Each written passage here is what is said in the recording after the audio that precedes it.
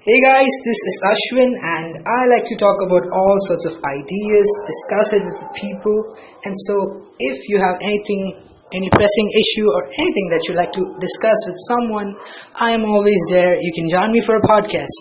So, if you want to talk about anything, you can just WhatsApp me on my number 98207 84585. I'm from India, so the code is +91. Alright? Like, subscribe, comment, and spread the word. Thank you. And here begins the banter.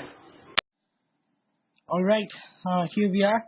So, my name is Ashwin, and I am here to discuss the topic of whether we need religion to derive morality with my friend Ankit Goel, who.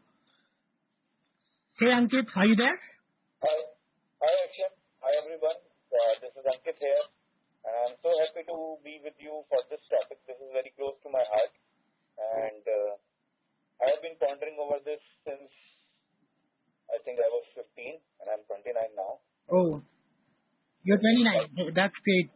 I'm glad that we could, I'm glad that I found someone like you to talk about this because there are not many people who are interested in such kind of topics, and so it's a happy feeling to have you here. Thanks a lot, and same I feel. Okay, so Ankit, before we begin, if you could give a brief introduction about yourself, what you do, and stuff like that, it would be good. So this is Ankit here, and I am a banker. I work in a bank. Okay, which bank? I'm in Axis Bank. Okay. And I do read about philosophy a lot. Yeah. My favorite philosopher, I believe, who could be considered one of the first and foremost philosopher in India would be Buddha. Okay. Okay. So, and I've been reading about, not as per Albert Camus and all. I have heard about them. Okay. But I do read Sam Harris sometimes. I do read Jordan Peterson sometimes. And Okay. I know that we both have some differences with both of them. Yes, we do have. Yeah. And over the last month, I've understood Jordan Peterson's perspective better, I would say, because, every time I talk about him, my understanding of Jordan Peterson increases and my respect for him as well. So I don't think we'll have too much to conflict about, but still we'll have disagreements that I have no doubt. I believe so. Can I tell an anecdote? Not an anecdote, but just a feeling. Okay. That I do believe that this conversation which we have, like these both guys which we talk about, and these were the reasons we both are in connection basically. Yes. We started having a word because of this. Yes. Yeah. So these two guys are very important in my life in understanding how things work, how should we plan things, how should we do things, and how should we think about things. Yes, definitely. They brought us together and they've contributed a lot of useful things in ethics and philosophy. Yeah. So one thing they both talk about is freedom of speech. Okay. And there is a big topic going on all around the world, including in India, Yes. about freedom of speech. And freedom of speech is not about freedom to hate somebody or to insult somebody. To abuse somebody, yes.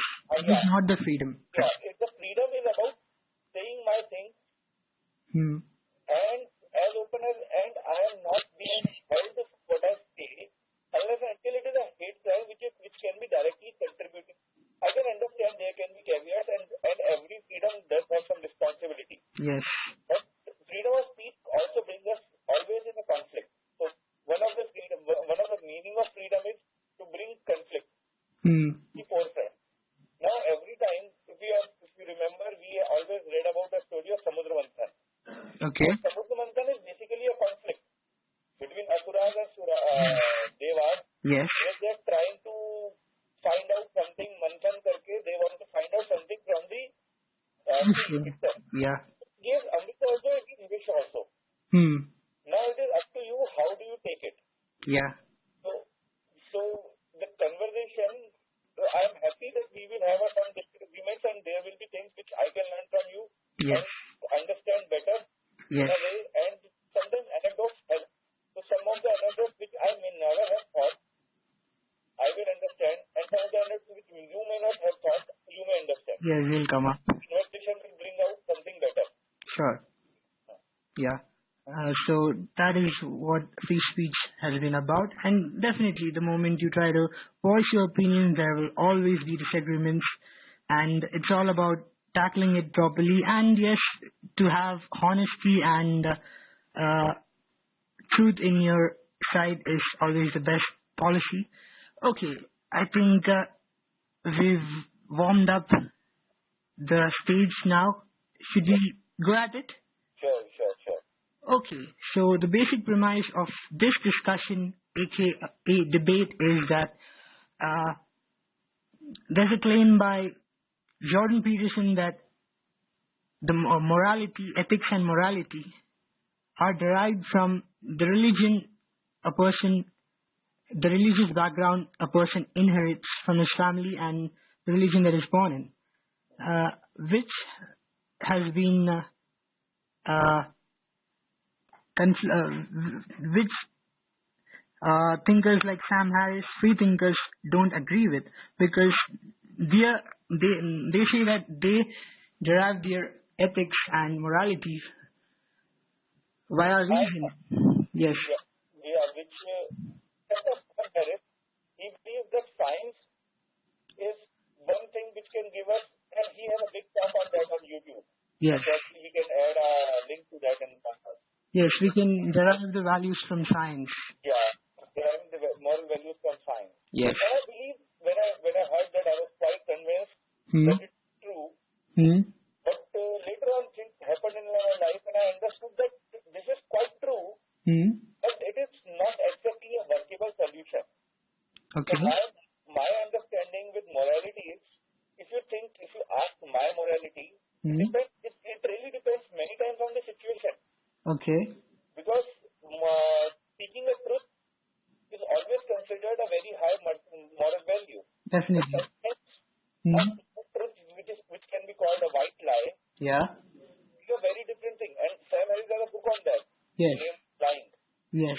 White lie can be considered not that amoral. But the moment you lie, Moral. definitely white lies does have its advantages, but the moment you lie, you're setting An example. an example, or you could say a background force to future life. So every time you lie, this background force builds up and increases your tendency towards lying the next time. So your value kind of degrades.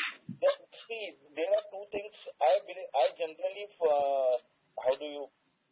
when you evaluate things, or evaluate how a person is doing things, Okay. there are first of all two things I do.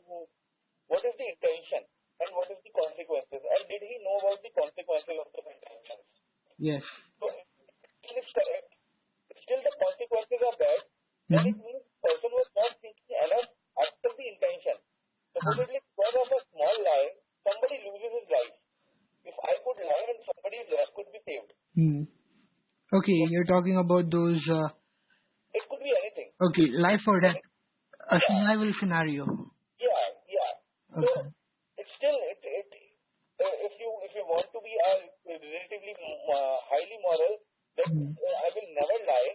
And as per our the truth will always triumph. That white lie to save a life, then it's okay to have a lie. I truly believe that. Okay.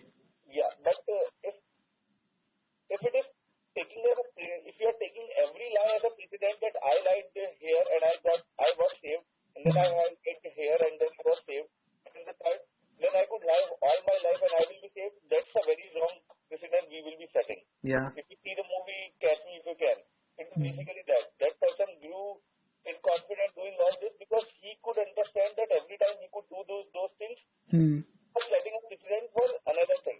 Yeah. Yeah. So, but one of things when you think that a small thing can make a lot of difference. So consequences do make a difference. Yes, I do. And not only the intention, your intention can be very good, but do you want to have a friend who will kill? There's a story in Pakistan where a king has a monkey who was his friend.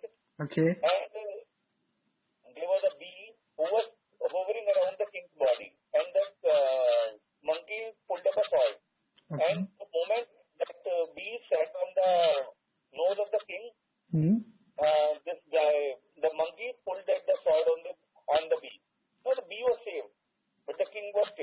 Oh. the intention was good, Uh, and the consequences were catastrophic. yeah. The circumstances does. Yes, it does make a difference. Yes. And it seems that you're really well versed in Indian mythology. It seems. I try to.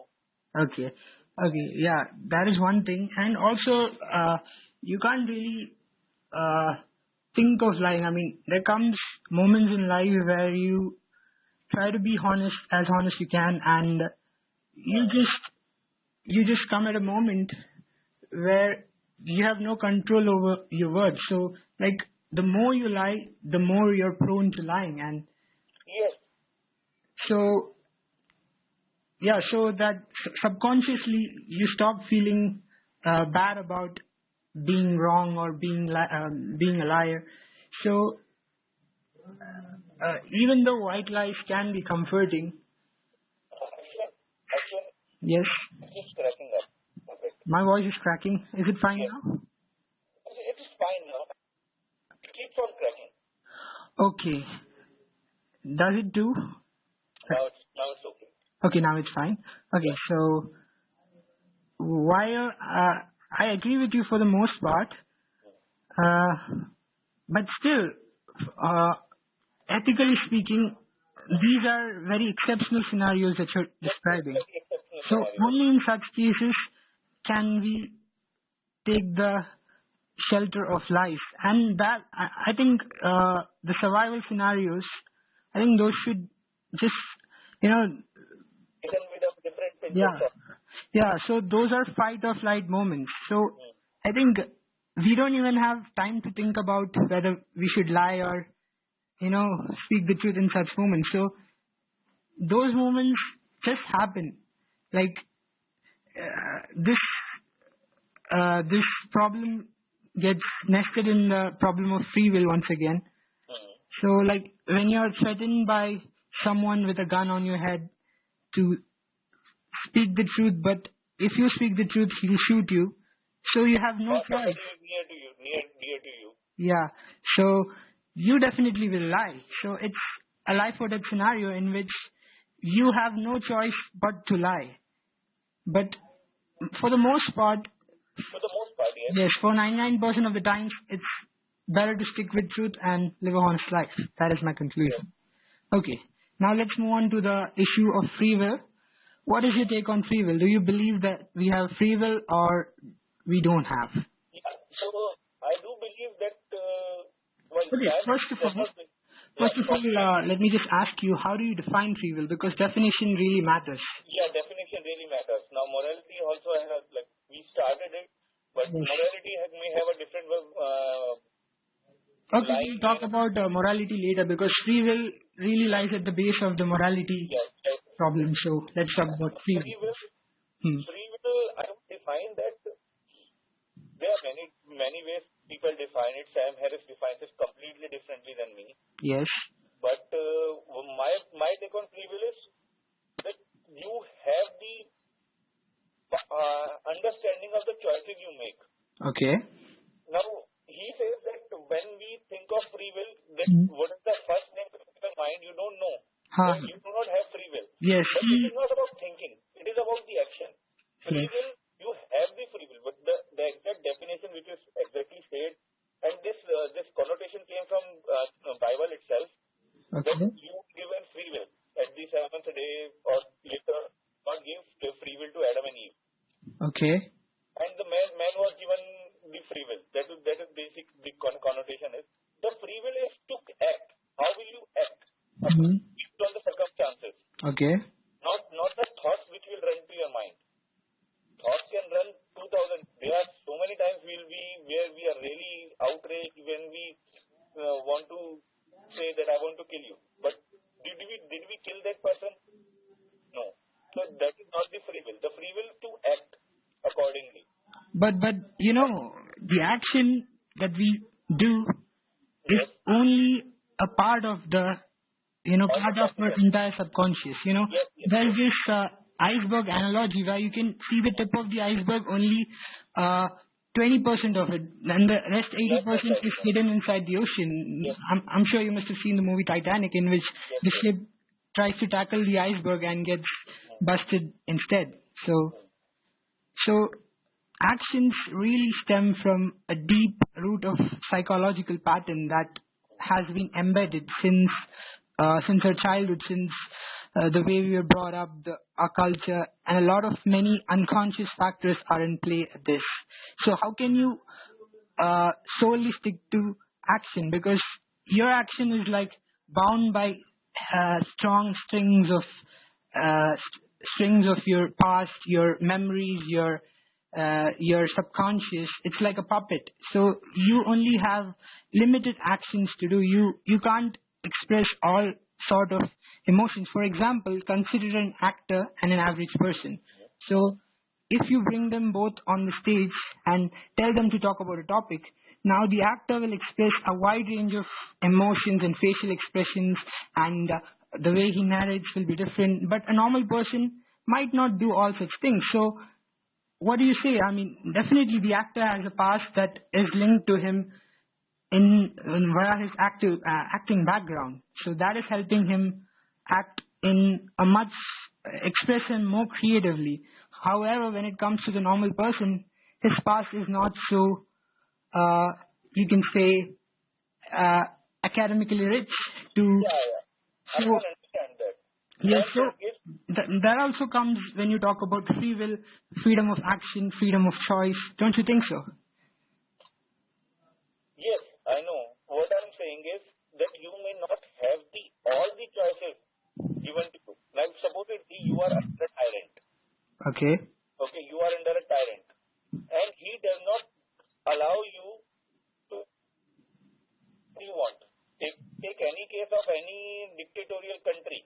Okay. Where people are supposed to be subjects only, or slaves, or servants. Right.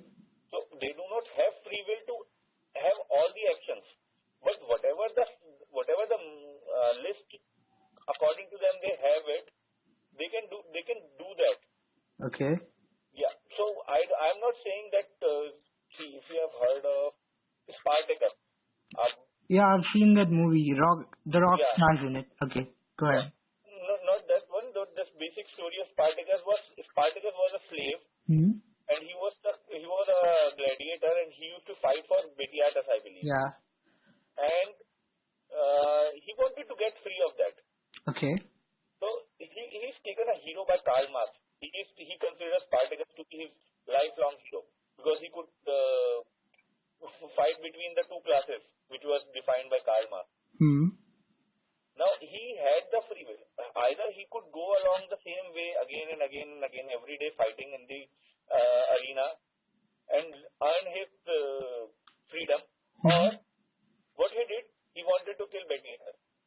Okay.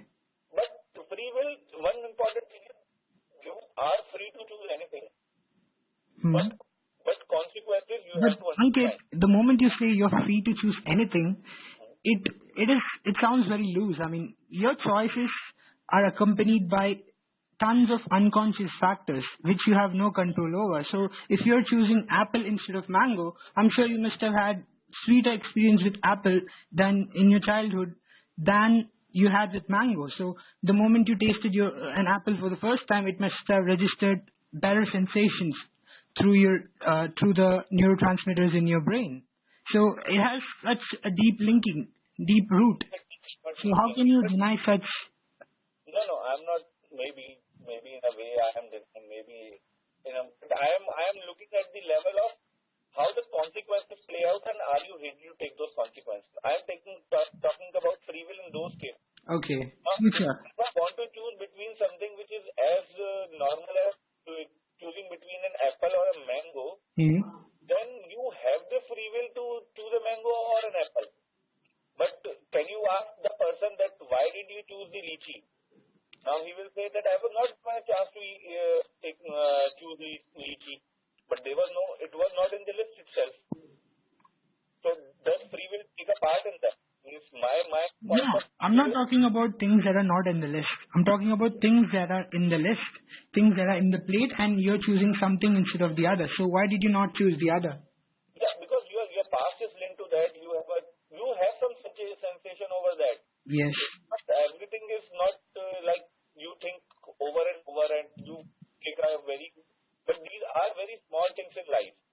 Okay.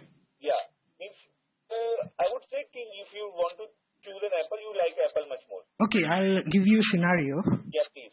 Imagine you were someone, you were very intelligent, and you had all the data that of an individual person. So you could use that to work out and find out his actions. You'd frame it into an equation and determine all his actions, all his future actions, what he will do. So you have basically determined his actions, and you watch him live his everyday life, and he's living it in the exact same pattern. Now, the person who's acting, who doesn't know that his life will follow this pattern based on his past data, he will think that he's acting based on his free will. He has a choice to make, he has to choose, and so on. So he'll live his life in that way. But you know, based on your data, that he is not. He's just going along the map that has already been made for him. So remember, if you did not have free will, if you did not have free will, if free will was an illusion, and you're living your life looking toward the future, which you don't know, you are bound to assume that you are a conscious agent, and you have choices to make. So this lack of knowledge of future makes us think that we are active agents. Imagine if you knew your future. So how do you act? I mean, you definitely act, let the actions take place, you'd relax a bit, and you know this is going to happen, so you're not going to needlessly worry. You don't assume a sense of agency. That ego will foreshadow every choice that you make if you if you knew that you have free will, because you ought to make the choice. But if you knew that you did not have a free will, so you'll just let things go in their natural course. See, I would say that when you consider, let us take this example, when a person knows that this is in his future. Okay. Now, take an example of a normal people who are living on Earth, not a very, I would say, a very hypothetical situation. Let us take an example on Earth. Yeah, normal person. So, Marilyn Monroe, Okay. when she was, I believe, 19 or 20, Okay. she was told that, why are you trying to act or be in Hollywood? Okay. Later become a secretary. Hmm. So she had the free will to become a secretary. Okay. Has the free will that she wants to go all out in Hollywood and make a name for herself. That was the free will. But I think you're attaching the word free will to her choices. You can't just randomly toss it around. No. I'm talking about free will as the amount of choices you have and what you do with your actions. That is my point of seeing free will. What you do Okay. I got it. And my point, which is very much similar to Sam Harris, is based on how much power you have to make a choice. Yes. That those are circumstances. I told you that circumstances may not be in your favor. Okay. Not absolute. So one thought crossed in my mind that you may not have absolute free will.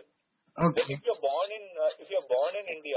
So you're going with, can you give me a percentage ratio of what is the free will and what is the... And I know that would come. Okay. But let me just complete it. Okay. If you're born in India, you have the free will to go and migrate to USA. Okay. And become a US citizen if you want to, or a resident itself. Yes. But you do not have the free will to become a citizen of any Gulf country. Okay. Because the circumstances don't allow it. So in those cases, you do not have the circumstances to become a citizen there. So, but the choices you have, you can choose between them. That is my thing. Second is, yes, absolute and relative. Yes, there is no absolute free will. We are all bound by circumstances around us. You do have relative. But if you're asking me percentages, I don't think a lot of percentages can be calculated in any of these kind of questions. Okay. Let me just ask you a question which borders on free will. Okay, so how does a person get to increase the percentage of free will that he has in his life? Like, what kind of life would guarantee a much more freer lifestyle filled with more freedom compared to most people? What kind of freedom are we talking about? That is very The important. freedom to make choices, the freedom to have some control over the choices that you are making. For example, if okay, so yeah, basically you could say a happy life in which you're in control, you're in the driver's seat, and you get to like life is you're not getting driven around by things or your passions. You're in perfect control of your life. So, what could lead to a life which has more free will? So first of all, I am not that big a guy that I would know all the answers. Okay. Maybe Buddha has or somebody far greater people than me. But let me make a Okay, I'm just asking your opinion. Like, what do you think from your personal experiences? So my take on that is, you can you just repeat the first line? There was think I connected to that. Okay, so I was talking about the degree of free will. So some people have a certain degree of free will, some have more. So Yes. that is So now, let me tell you. So I work in a corporate company. okay. Okay. Now, the moment I choose that I would be working in this company, I have to let go one freedom Okay. that I cannot do everything as I want. Okay. Okay. So I had a choice to work in this company or not to work in this company. Okay. But there were consequences attached to it. Yeah. Now I have much more security, but I had to let go of some of the freedom. Okay. Okay. But if I had started my own company itself, which would be the second choice, I would have much more freedom. Definitely. The consequences would have been that there would be little less, Yes. much more. Yeah. It must have. The life would have been very different. Yes. Why would have been if I don't want to work itself? I want to beg on the streets. So I had that freedom also to be a beggar. But the consequences would always be aligned with that. Yes. So that relative freedom is always there. Okay. But there was no absolute freedom that I can be working in a company and live my life as I want. If I don't want to go to office for 5 days, I don't want to go to office, still get the salary and still don't work. So after every choices we make, there are some consequences, and those consequences are always there. Right. So, so that was a very beautiful analogy by you, Ankit. So the bottom line is that any sort of freedom always comes off with a trade-off. Yep. Right? Yes. Okay. And I want to add one thing with that. Okay. That I don't want to brag up, not advertise it, but if you listen to Jordan in one of these things, he talks about that people are always talking about rights, and nobody is talking about responsibilities, and that is always the half of the discussion, because my right is your responsibility, and your rights are my responsibility. That is how society functions. Yeah. So when we talk about free will or any freedom, we are always talking about freedom. But every freedom comes with some of the consequences of those freedom and how to exercise those. Now, if you allow everybody that they can abuse anybody, now everybody could be either fighting with each other or crying over that. Yes. So reasonable restrictions, as it's in our constitution also, reasonable restrictions are always there on any freedom. Okay. Fair enough. So, yes, the word freedom looks so glittery, looks so flowery that we get swayed away by it and not looking forward, not looking far to what's coming towards us, and we end up making wrong choices. But we should always take into mind what responsibility accompanies that freedom before choosing that path. Okay. Now we spoke about free will. I want to give my concluding statement, like you gave yours, on free will, and then we can move on to morality. Okay. So my idea is that let's assume there is a God. Okay, a hypothetical idea, and God knows what's going to happen in the future and everything. Okay, so this is the line that I've written 2 days ago. So here it goes. Due to incomplete information about future or causality workings, since we are not gods, we assume a sense of agency in our choices. A god would be a perfect biological robot.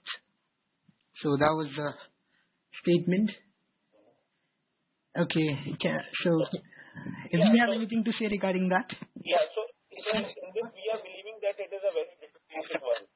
We are believing that it is a very deterministic world. Yes. But if you see, I am not that big in physics or something, but everywhere there is always a spectrum. Okay. And the spectrum does not mean 0 to 1. 0 and 1. It means there are so many different possibilities around them. And if there is a beautiful concept known as butterfly effect. Even a small flutter of a butterfly in China can cause a tornado in USA. Yes. So a small change somewhere, maybe I am quoting out of the context, but a small change somewhere can lead to a very different outcome. Okay. And that's why I don't believe the world is deterministic. It was not determined whenever it was created or if there is a god or something. It's that if you do this, exactly this could happen.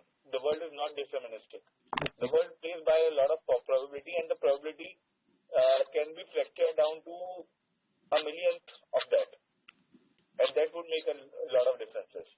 Yes, definitely. From our perspective, that's how it's going to be. We have no other way to view. But in case, if we could predict the future, if we had the power, then we would know what lies ahead. I'm not saying that deterministicism is the truth, but it's a worldview that any person can adopt to... Yes, can, but it won't be that much true. Yeah. All right. Okay, now moving on to the problem of morality. So, yes, as I've discussed before, that our past, our childhood, definitely our past has a lot of influence on our character. So, does it form the basis of our morality? There is an English idiom or whatever you call it. It's called this line known as child is father of man. What? Can you repeat? A child is father of man. Okay. What I have learned, it means that when whatever you learn as child, you become a man like that. Okay. So, at the age of 25, whatever you have become. Can you hold on 1 second? Yes. So when you're younger, you could even be fed spoon-fed lies. I mean, people could misguide you in many ways, which you can enlighten yourself when you get older. So I don't think that line stands valid. Okay, go on. No. It means that somebody has to correct it. I am not saying it cannot be corrected. Okay. What I am saying is, generally we ask somebody who is taking a decision, generally we think at the age of 18 or 21, we believe that the person, whenever they are taking a decision, they are taking a much more senior decision than before. Yes. Because they have learned something in the last 18 or 21 years. Yeah. So in those cases, yes, you can learn. You go on. I was just affirming. Yeah. So learning can be for long. Okay. And people change.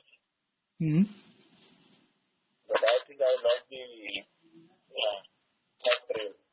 So please get me to the same discussion which we are. Okay. So yes, people change, and so when we were younger, we were taught some things based on how the world worked, what our parents knew, what they thought were good for us, and the books we read, the religion we belonged in, all these things helped in shaping our morality.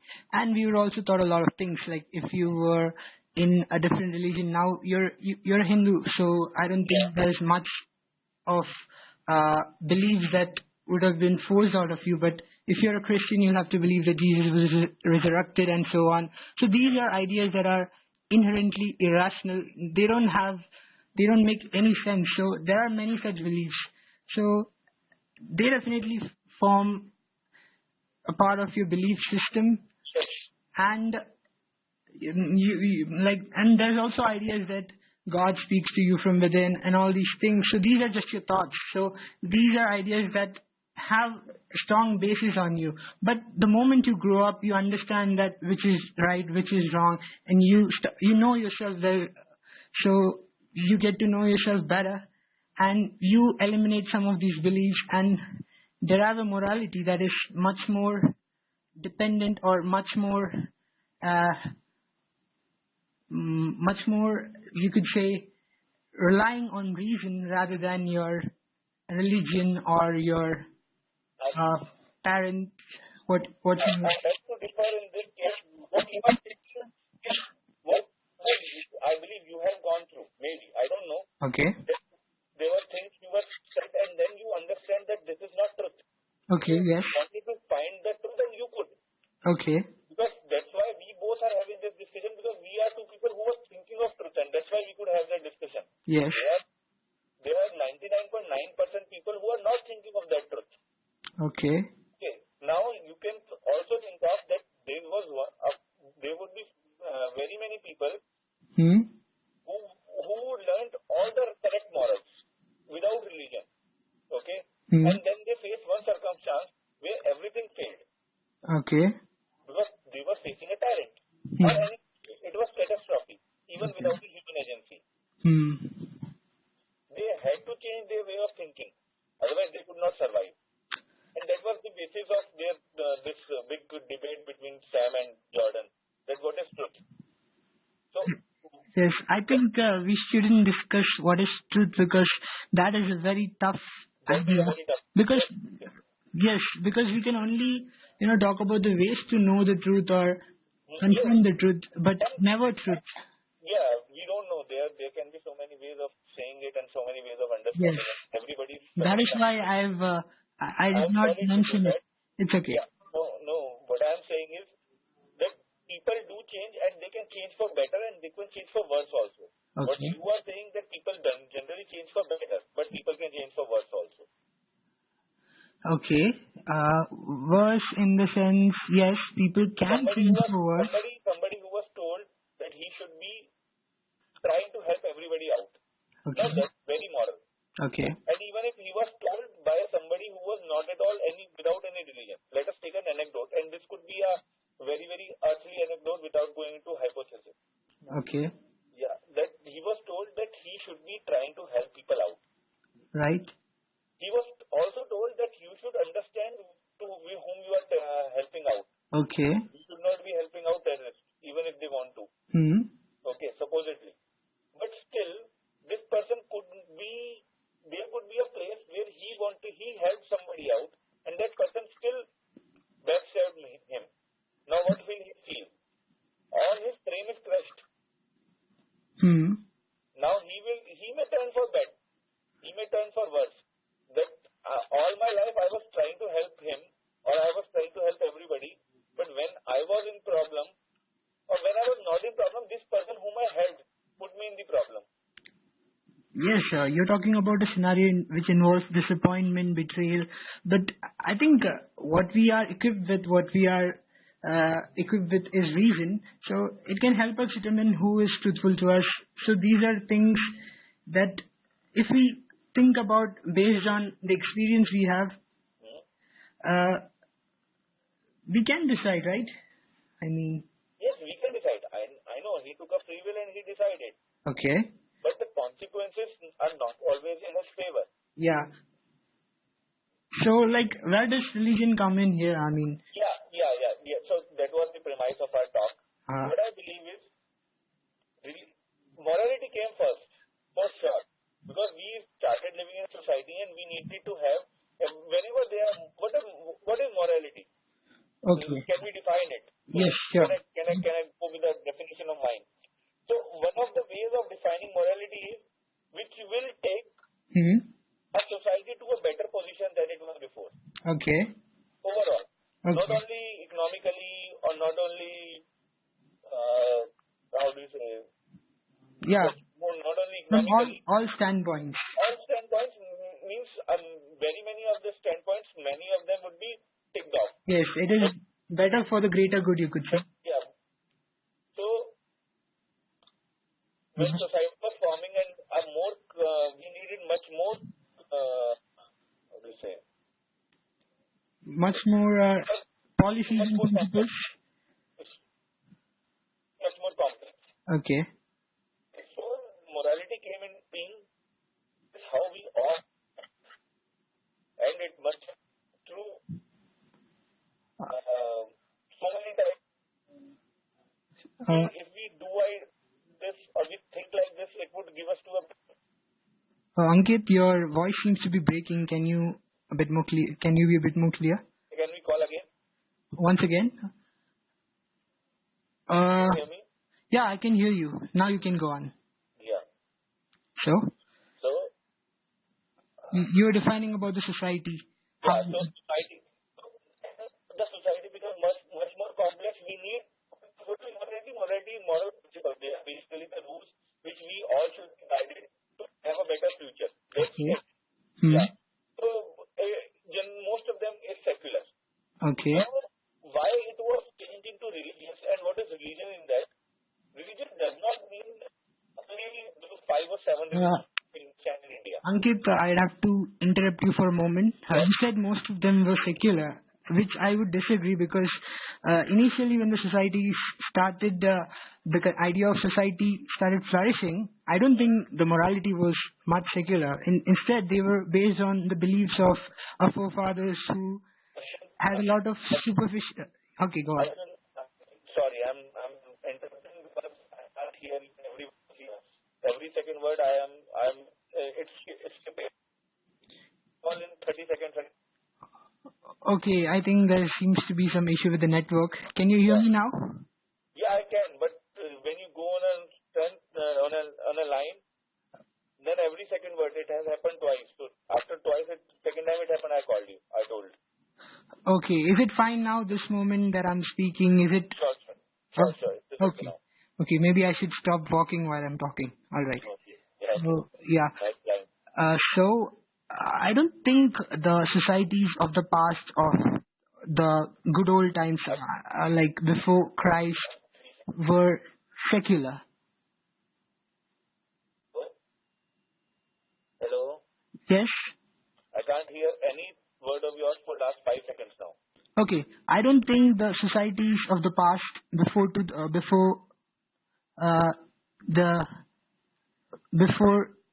2000 years ago were secular.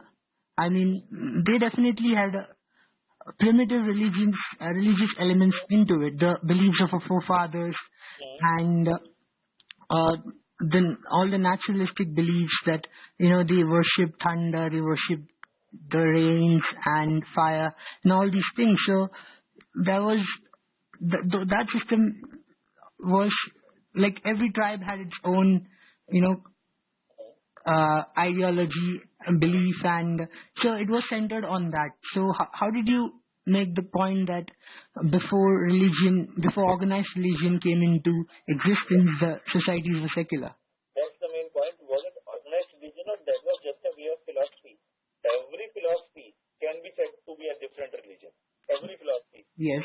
About Stoicism, we read about how Plato thought things would be. It can be said a different religion. So if you don't have any philosophy, then there is no morality. Okay.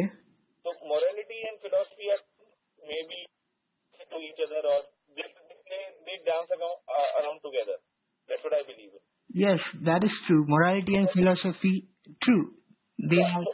So morality came from when philosophers thought about some things and thought this could be a better answer for things, and we could have a better future. But morality is constantly evolving. So is philosophy. So is and philosophy.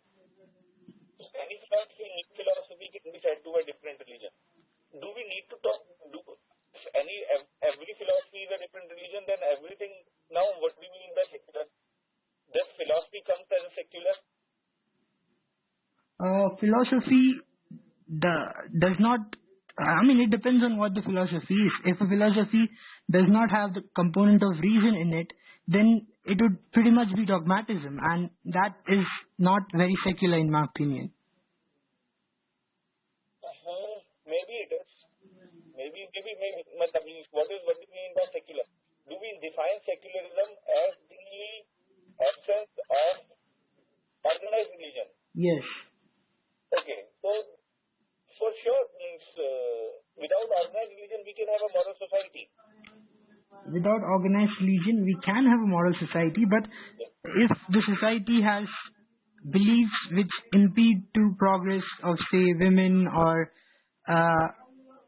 any section of the society, which is not letting the people in it develop from any dimension, that is not a good sign of a moral society. I mean, even if it is so high on morals, but if it's not making the society flourish, then there is something wrong.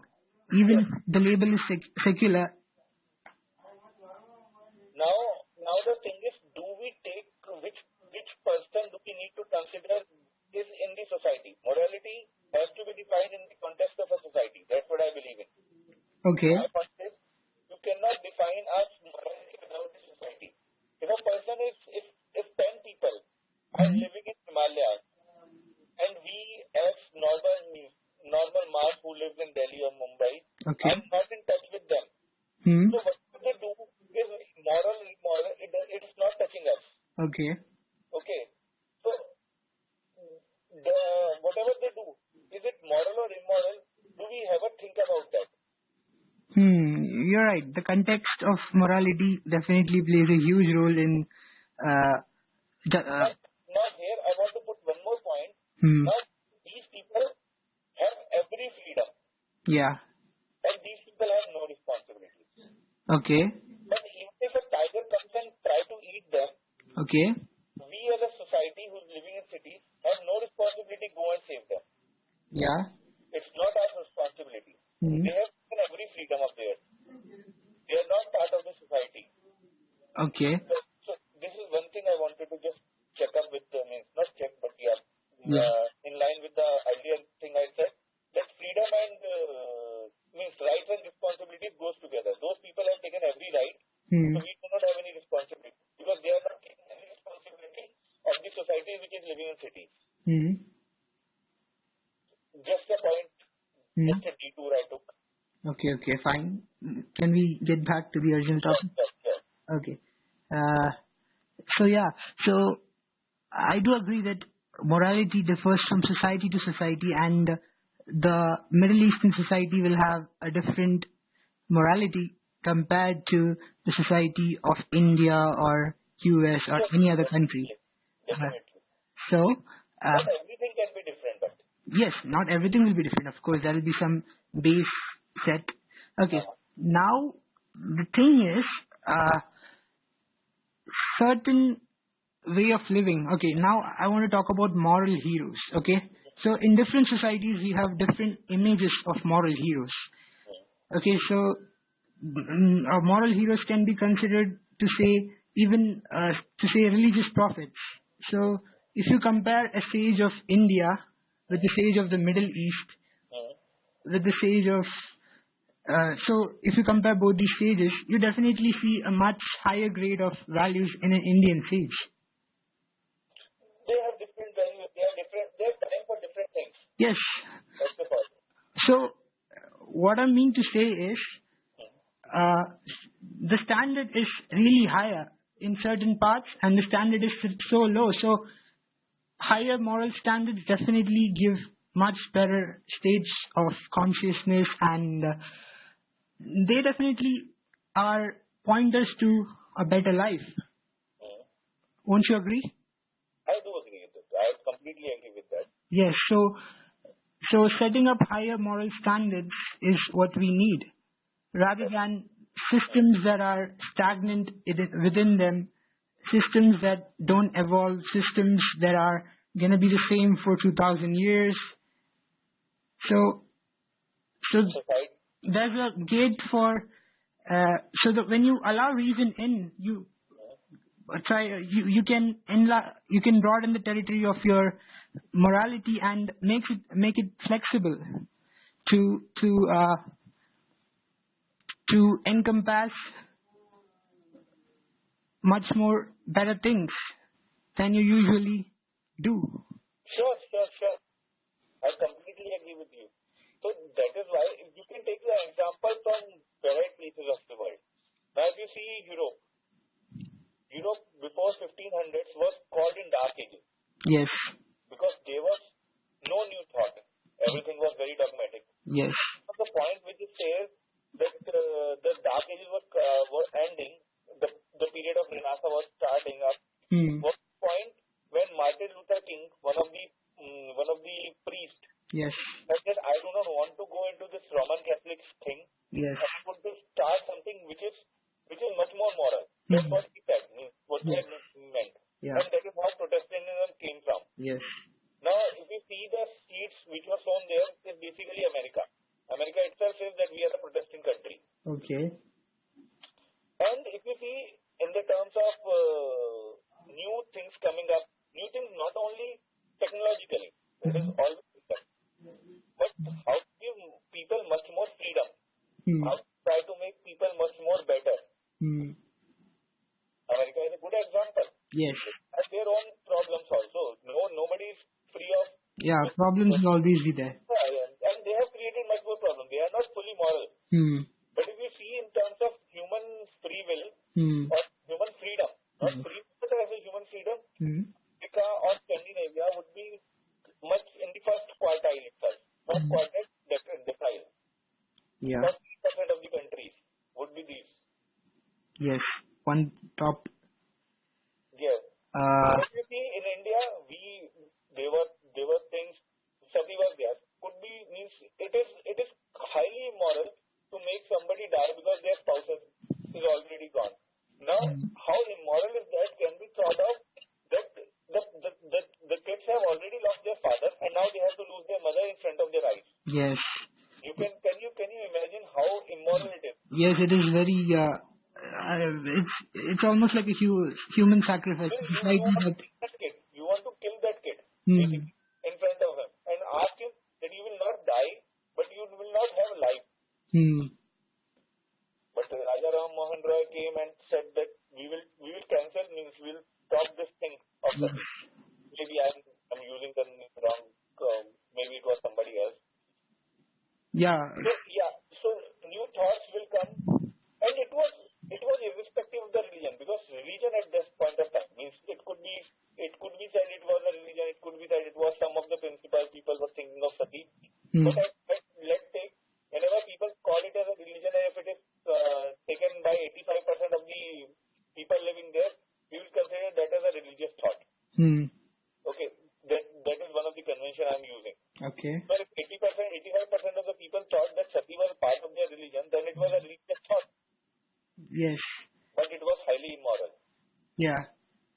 So, and a secular, something which was not at all in the that religion came out, that we have to stop this. Yes. Thing. So yes, I still believe that this was a philosophy came into being, means philosophy that you have to make a life is there, you have to preserve it because life is precious. That was the philosophy. Yeah. Humanism. And it was devoid of that religion. It was, however, it was anti-religious of the current religion going on at that point of time. Okay. That is my take on that. I hope I am making sense. Yeah. Okay. I think we don't have as many disagreements as we thought we would have. So let me just come to a close. Before we close it, let's talk about two things. Okay. Yes, sir. The first thing is about Jordan Peterson. You're his fan, if I'm not wrong. Yes. Okay, so I have one accusation against Jordan Peterson, and it is that he complicates things more than it is needed to. So when you talk about, you're listening, right? Yeah, I'm listening. Okay, so when you talk about scientists and doctors and all the elite thinkers, they're all about simplifying ideas, making it more clear for the general public. Whereas when Jordan is concerned, he doesn't seem to do so. Yeah, he sometimes make it much more convoluted. Yeah. Because everything is in his head. And it's many times it's full of a lot of things, a lot of sparks are going on to those neurons. That's what I believe so. So he wants to touch every point. Okay. And see, I'm a fan of Sam Harris also, but Sam Harris also something which was not always correct. I'm a fan of Ram also, and there can be so many accusations against Lord Ram. Yeah. I'm thinking of somebody who is perfect. Definitely. I'm thinking of somebody who is effective and Okay. has better knowledge of understanding of things. That's great if you're finding Jordan effective. Okay, next up, I want to touch on the problem of population explosion. Now, as we know that the population of the world has currently 7.5 billion. Yes? You're listening?